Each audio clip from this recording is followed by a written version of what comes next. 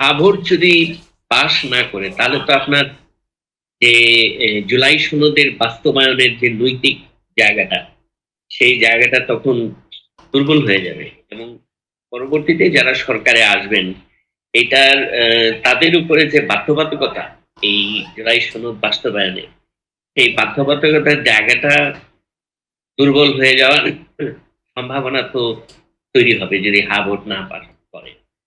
তবে আমি আমি যেটা মনে করি, আমি এখনো আজকেও আমি ঢাকার বাইরে থেকে ফিরলাম। আমি এখনো দেখতে পাচ্ছি যে ভোট নিয়ে মানুষের মধ্যে সেই ধরনের উৎসাহ উদ্দীপনা নাই এবং একটা মেসেজ এই কয়েকদিনে আমার কাছে পরিষ্কার যে ভোটটা এখনো ভোট নিয়ে ভোটারদের মধ্যে এক ধরনের কনফিউশন এখনো রয়ে গেছে। তো যদিও সরকার প্রচারণা চালাচ্ছে কিন্তু এটা আমার কাছে খুব দৃশ্যমান হচ্ছে না এবং এটা আদৌ কিভাবে জিনিসটা জনগণের কাছে পৌঁছতেছে সেটাও আমার কাছে পরিষ্কার হচ্ছে না।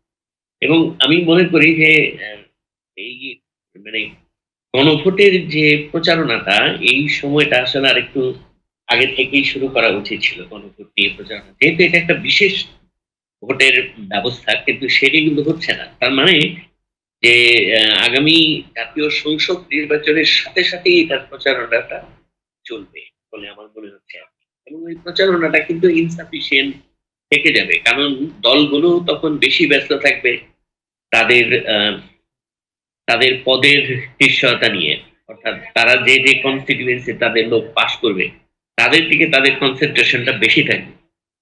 তো এটা একটা বড় ধরনের অনিশ্চয়তা তৈরি করে। এক ধরনের মানে এক ধরনের মানে সন্দেহ তৈরি করে যে আসলে গণভোটের ভাগ্যটা কি হবে? এটা কি হবে না না হবে? তো যদি এটার আরেকটা দুর্বলতার জায়গা হলো যে ধরেন গণভোটের ভোটটাকে যদি কেউ চ্যালেঞ্জ করবে মানে করার কোনো সুযোগ থাকবে কিনা আমি জানি না আসলে। কারণ হ্যাঁ, সেই ক্ষেত্রে যেটা হতে পারে যে গণভোট যদি কমও হয় আমাদের মনে রাখতে হবে যে ৯১ সাল হচ্ছে যে গণভোটটা হয়েছিল ১২তম সংশোধনী নিয়ে, সেটাই ছিল বাংলাদেশের গণভোটের মানে যদি গণভোটের একটা দৃষ্টান্ত মানে আইডিয়াল এক্সাম্পল আমি বলতাম। সেখানেই কিন্তু খুব বেশি মানে পার্সেন্টেজ ভোট কিন্তু কাস্ট হয় নাই। এটা আমাদের মনে রাখতে হবে। গণভোট হয়তো হবে কিন্তু সেই গণভোটের জনগণের অংশগ্রহণ আমার তো মনে হয় যে এটা অনেক কম হবে। যেটা আমরা ৯১ সনের চেয়েও সেটা কম হতে পারে। এটা এই যেহেতু এই সম্পর্কে যথেষ্ট প্রচারণা এবং এটার বিরুদ্ধে নেগেটিভ প্রপাগান্ডাও কিন্তু আমরা শুনতে পাচ্ছি। যে না ভোট দেওয়ার বিষয়ে কেউ কিন্তু প্রচারণা চালাচ্ছে। এটাও আমরা শুনছি। কতটুকু সত্য মিথ্যা জানি না। কিন্তু আমাদের আমরা শুনছি যে না ভোট নিয়েও বিশেষ করে সোশ্যাল মিডিয়ার মাধ্যমে অনেক না ভোটের পক্ষেও প্রচারণা চালানো হচ্ছে। সুতরাং এই পার্টটা একটা এই বড় ধরনের মতামতকে আপনি কিভাবে দেখছেন? জি, জি। এই যে গণভোটের পক্ষে বিপক্ষে যে প্রচারণা এই মতামতকে আপনি কিভাবে দেখছেন? না দেখুন গণভোটের পক্ষে বিপক্ষে প্রচারণাটা তো আমার কাছে প্রথম কথা হলো আমি যেটা আগেও বললাম যে প্রচারণাটা সরকারের দিক থেকে প্রচারণা শুরু হয়েছে।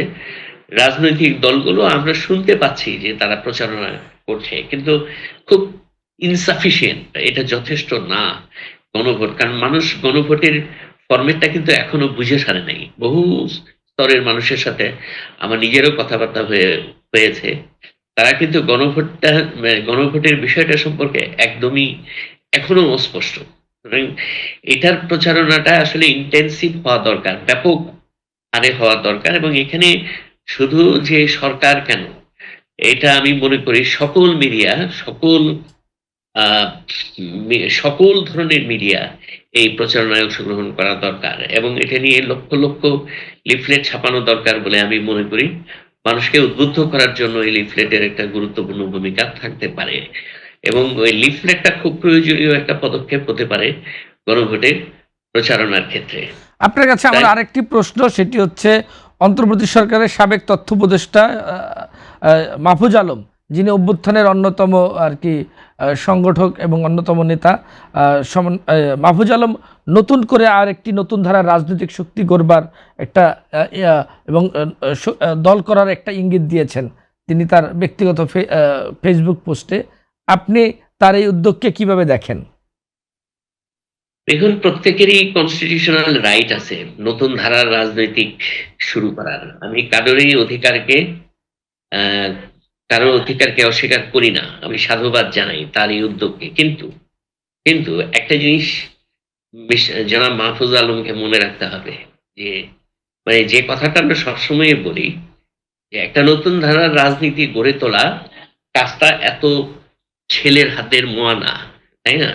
যে কথাটা আমি এনসিপির ক্ষেত্রে সবসময় বলেছিলাম যে তারা যদি দুই তিনটা পয়েন্ট আমি বলেছিলাম, যে একটা হলো টাকার লোভ, আরেকটা হলো নারীর লোভ, আরেকটা হলো ধরুন এই যে আত্মপ্রতিষ্ঠার যে এক ধরনের লোভ। এই সকল লোভের ঊর্ধ্বে যদি না উঠতে পারে কেউ, তাহলে তার দ্বারা নতুন ধারার রাজনীতি কেন, যত রাজনীতি আপনি চেষ্টা করেন না কেন, কোনো কিছুই সম্ভব না। তো মিস্টার মাহফুজ আলম যে কথাটা বললেন, ওনার সম্পর্কেই তো অনেক ধরনের নেতিবাচক বক্তব্য সোশ্যাল মিডিয়ার মাধ্যমে আমাদের কাছে এসছে, এবং ওইগুলোর তো সত্যতা সম্পর্কে উনি তো ওনার নিজের অবস্থান ক্লিয়ার করেন নাই। ওনার সম্পর্কে তো দুর্নীতির অভিযোগ এসছে, সেই বিষয়গুলো তো ওনার সেই অবস্থানকে কিন্তু উনি ডিফেন্ড করেন নাই। সুতরাং উনি যখন একটা রাজনৈতিক মানে নতুন ধারা যখন তৈরি করতে জানেন, তখন মানুষ কি কারণে তার দিকে আকৃষ্ট হবে, ব্যক্তিটাও তো খুব ইম্পর্টেন্ট। মানে যিনি এই কাজটা করবেন, হ্যাঁ, তার তার যে চরিত্র, সেই চরিত্রটাও কিন্তু ইম্পর্টেন্ট। এটাকে বাদ দিয়ে কিছু হবে বলে আমার অন্ততপক্ষে মনে হয় না।